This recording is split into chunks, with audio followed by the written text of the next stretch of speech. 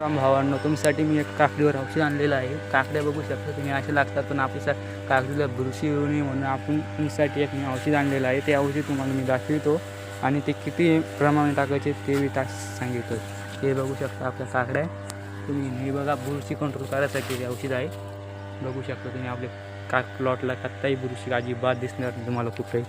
बघू शकता तुम्ही. हे बघा, तुम्ही बघू शकता काकड्या आपल्या पिकलेल्या आहे, तरीसुद्धा आपल्या याला अजिबात बुरशीसुद्धा दिसणार कुठेही. बघू शकता तुम्ही. ही बघा आपली काकडी किती पिवळी बनलेली आहे, तरी बुरशी नाही आहे. बघा,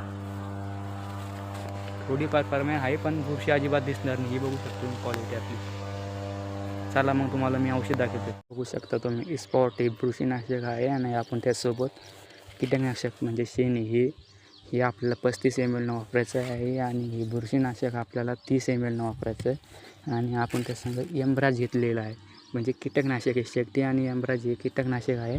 तुम्ही कोणतंही वापरू शकता. हे बघू शकता आपण, हे 35 ml ना, हे 35 ना आणि हे आपण 30 ना घेतलेलं आहे. पण ते कीटकनाशक यासाठी घेतलेलं आहे कारण आपल्या काकडीवर सुद्धा आळी असे मच्छर वगैरे दिसतात म्हणून त्यासाठी घेतलेलं आहे. बघू शकता तुम्ही. हे बघू शकता. ही बघा आळी, आता आळी कशी मरतात हे बघू शकता तुम्ही.